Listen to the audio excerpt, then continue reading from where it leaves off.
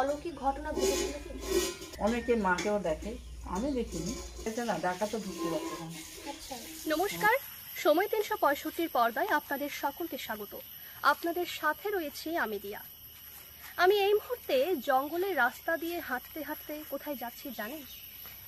একটি বনে, যেই বন ভেষজ গুণে সমৃদ্ধ, যেই বনটি রামায়ণের সীতামাতার সাথে ওতপ্রোতভাবে জড়িত। কি সেই বন? সেই বনটি হলো পঞ্চবটি বন। আলিপুরদুয়ার জেলার কুমারগ্রাম ব্লকের রাধানগর গ্রামের একেবারে শেষ প্রান্তে সেই পঞ্চবটি বনটি অবস্থিত রয়েছে। আমরা যাচ্ছি সেই বনে। তুই একবার দাঁড়া, আমি এই সেই কাঁচা রাস্তা, যেই রাস্তা দিয়ে আমাদের পঞ্চবটি বনে যেতে হবে। শুনেছি সেই এলাকায় বট গাছের একটি দল রয়েছে, যে দলটি 5টি বট গাছের সমন্বয়ে গঠিত হয়েছে বলেই সেই এলাকাটিকে পঞ্চবটি বন বলা হয়। আমরা রাস্তা দিয়ে যেতে যেতে আলোচনা করে নেব এই পঞ্চবটি বন সম্পর্কে। আমার সাথে রয়েছে আমার এক প্রিয় বান্ধবী, এবং তার বাড়ি যেহেতু এই পঞ্চবটি বনের পাশেই, তাই তার কাছ থেকে শুনে নেব কি কি জানে সে এই পঞ্চবটি বন সম্পর্কে। নমস্কার, আমি রিয়া সরকার। আমাদের বাড়ি রাধানগরে, আর এই জায়গাটি হচ্ছে একদম রাধানগরের শেষ প্রান্তে, যেখানে গঠিত হয়েছে 5টি বট গাছ এবং তার নিচে রয়েছে একটি শিবলিঙ্গ। আর কি জানো এই পঞ্চবটি সম্পর্কে? আমি শুনেছিলাম যে কোনো একটা তিথিতে এখানে উপস্থিত যারা থাকেন এলাকাবাসী, তারা মিলে তাদের সাংস্কৃতিক মতে মাদল বাজিয়ে তাদের মতে পুজো আচ্ছা করে। আচ্ছা, ভক্ত সমাগম। আমরা তখন পঞ্চবটি বন সম্পর্কে গল্প করতে করতে চলে এলাম সেই পঞ্চবটি বনে। আপনাদের দেখাবো এই সেই পঞ্চবটি বন।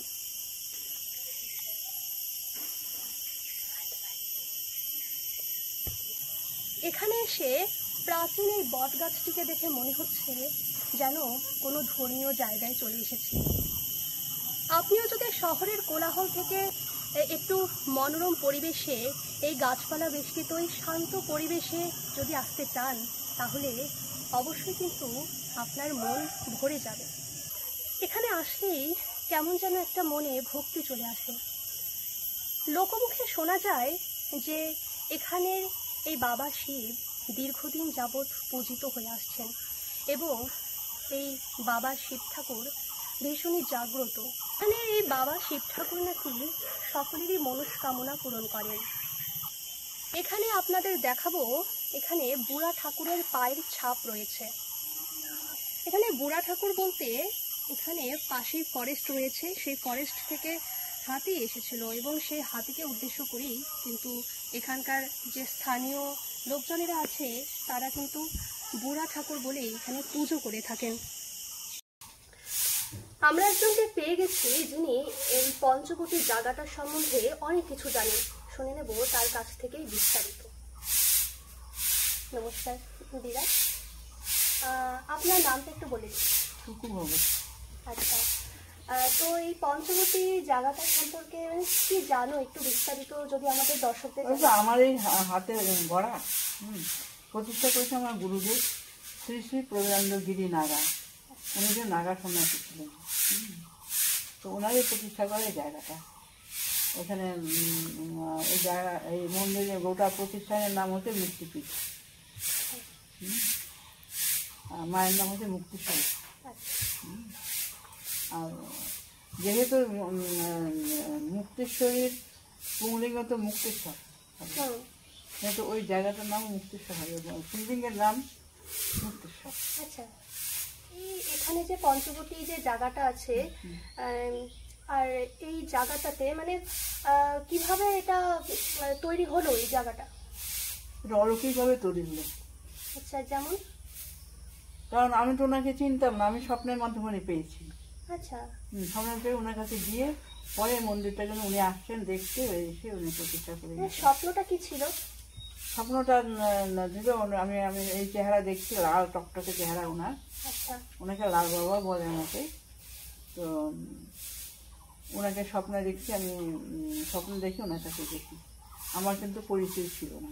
আচ্ছা, কতদিন হলো এই জায়গাটা মানে 50 বছর হলো। 50 বছর 49 বছর চলছে। এতে 50 বছর হবে, 76-এ।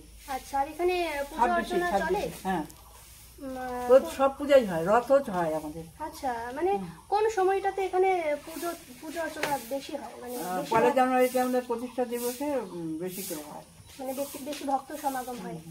আচ্ছা, কার উদ্যোগে হয় এই পুজো? আমার উদ্যোগই হয়।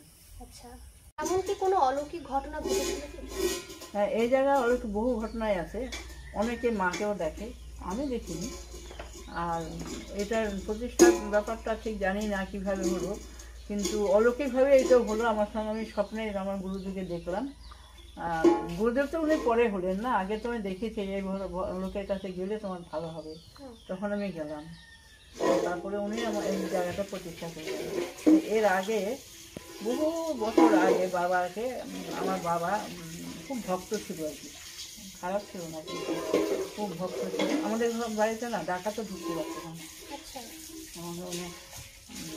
আছে এরকম পাশাপাশি ডাকাত, আগে তো খুব ডাকাতি হতো না। একবার ডাকাতি করতে আসছিল, পরিচিত লোক ডাকাতি করতে আসলে ওদের নাকি এরকম সাপে আর কি আগলে রাখছে। আচ্ছা, বাবার গল্প করছে যে সাপে আগলে রাখছে, বাড়িতে ঢুকতে দেয় নাই। বাড়িটা বিশাল ছিল কিন্তু আমাদের।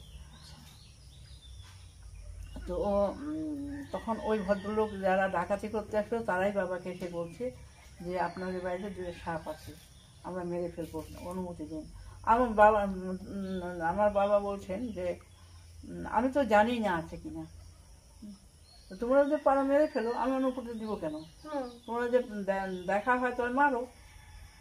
ডাকাত পর্যন্ত ঢুকতে পারতো না আমাদের এরকম ছিল আর কি জায়গাটা। তারপর কি হলো? তারপরে তো আমার বাবাকে একবার বাবা যে এখানে একটা নালা ছিল, এই নালাটা এখানে আসছিল দুপুরবেলা, এই নালাটার কাছ থেকে আবার হারিয়ে গেল। তখন তো বাঘ ভালুকের উৎপাত ছিল, 7 দিন বাবাকে খুঁজে পাওয়া যায় নাই। তখন বাঘ ভালুকের অদ্ভুত হারিয়ে গেল দুপুরবেলা, জলজন্ত মানুষটা হারিয়ে গেল। তারপর চলে গেল, একজন লোক হাতে ধরে ধরে নিয়ে গেল একখানে, সেখানে দেখা যায় এখন কোথায় জায়গাটা, এইসব জায়গায় হবে হয়তো, 5 জন ঋষি বসে আছে। আচ্ছা, 5 জন ঋষি বসে সাপের বিড়ার উপরে, বাবা দেখতেছে। তো যে লোকটাকে ধরে নিয়ে যেতে বলছে, যে লোকটাকে জিজ্ঞাসা করছে যে এই লোকটাকে কি আপনারা আনতে বলছিলেন? তখন ওনারা বলে হ্যাঁ, ওকে বসতে দাও। তখন ওকে বিড়াটাকে সাপের বিড়া দিয়েছিল বসতে। তো বাবা তার ভাই বসে নাই, নিচে বসছে। তো ও ফলমূল দিত, আর কি দিত, ওই যে ঘাসের চিড়াগুলো আছে না, ওগুলো বলে খাইতে দিত। 4-4টা ঘাস আছে না এখন চিড়ার মতো, ওই ঘাসের চিড়াগুলো খেতে দিত। একটা কুড়ে ঘরের মতো ছিল, ওখানে থাকতে দিত। কত যে বাবাকে বলছে আমাদের জন্য একটা মন্দির করে দাও, যে যা চাবা তাই দিব। ঋষিরা বলছে যে আমাকে একটা আমাদের জন্য মন্দির করে দাও, তুমি যা চাবা তাই দিব। তারপর কতদিন পর বাবাকে খুঁজে পাওয়া গেছিল? 7 দিন পর। আচ্ছা, 7 দিন পর বাবা বেরিয়ে, বাবা যখন কিছুতেই ইয়ে হলো না, ওই স্বীকার করলো না যে মন্দির করতে পারবো, এই কথাটা স্বীকার করতে করে নাই, তখন ওরা বলছে ঠিক আছে আজকে চলে যাও।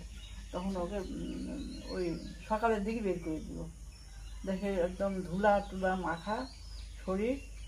তো মা পিসিমা ছিল, এরা তো কান্নাকাটি করছে, সবাই ভাবছে কি বাঘেটাকে বোধহয়, তখন তো বাঘের তো উৎপাত ছিল না, বাঘেটাকে খেয়ে ফেলছে বোধহয়, সবাই কান্নাকাটি শুরু করেছে বাড়িতে, কিন্তু বাবাকে কিছুই করে নাই। আবার বেরিয়ে আসো জঙ্গল থেকে, জঙ্গল থেকে বেরিয়ে এসে বাড়ি, তখন অনেক স্নান টান করা হলো। মা অনেকদিন তো একটু ব্রেন কেমন ছিল, অনেকদিন ছিল তো ওদের সঙ্গে, 7 দিন থাকা তো কম কথা নয় ভাবে, মানে অন্যরকম একটা হয়ে গেছিল। এটা তো অলৌকিক ঘটনা একটা আমাদের জীবনে। আচ্ছা, আমাদের গল্প আকারে শুনছি। তোমার তো বাবা বলেছিল ঋষিদের যে উনি মন্দির করার সামর্থ্য নেই ওনার, তারপর কি করে এই মন্দিরটা? ওই বোধহয় ঈশ্বরের কৃপা। আচ্ছা, ঈশ্বরের কৃপাই হলো এটা, মানে ঈশ্বরই চেয়েছিল যে জায়গাটাই হোক, হ্যাঁ জায়গাটা একটা সুন্দর একটা প্রতিষ্ঠান হোক, ঈশ্বরই চেয়েছিল। আচ্ছা, না হলে তো হতো না। তাহলে আমার ওই হিসাবে বোধহয় আমার জন্ম হলো। হ্যাঁ, আমার জন্ম যদি না হতো তাহলে তো হয়তো হতো না। তারপর তুমিই করে আসছিলে হ্যাঁ, পুজো। আচ্ছা, এখন তো অনেক বয়স হয়ে গেছে, এখনো কি মানে পুজো কি তোমার উদ্যোগে করা হয় নাকি না এখানকার না যে স্থানীয় কোনো মানুষজন? আমাদের কোনো ট্রাস্ট একটা করবো আমি যাওয়ার আগে, আচ্ছা কিন্তু ট্রাস্টটা হয় নাই, আমি এগুলো করি না। আমার গুরুদেব আমাকে দেখাশোনা করার দায়িত্ব দিয়ে গেছেন। আচ্ছা, এখানে প্রশাসনের থেকে কি কোনো মানে আশ্বাস না। পেয়েছিলেন? না, আমাদের কোনো সেরকম প্রচার নেই। আচ্ছা, মানে কোনো সরকারি লোক মানে দেখে যায়নি জায়গাটা? না, সরকারি লোক যদি না দেখতো তাহলে তো জমিটা রেকর্ড হতো না, না আচ্ছা মন্দির বলে হতো না। আচ্ছা, এই জমিটা কে দান ঈশ্বর, করেছিল? আমি দেখছি তুমি করেছিলে? এটা আমার চাকরি করার টাকা দিয়ে কেনা, আচ্ছা, এবং আমি দান করছি। তোমার নাম এবং তোমার পরিচয়? আমার পরিচয়, আমার নাম হচ্ছে সুকু ভগত, আমি রাধানগরের বাসিন্দা। আমার ঠাকুরদাও এখানে মারা গেছেন, আমার বাবারও এখানে জন্ম, বাবাটা মারা গেছেন, আর আমিও যাব। আমার এখন ৭৬ বছর চলছে, ৭৮ বছর চলছে। আচ্ছা।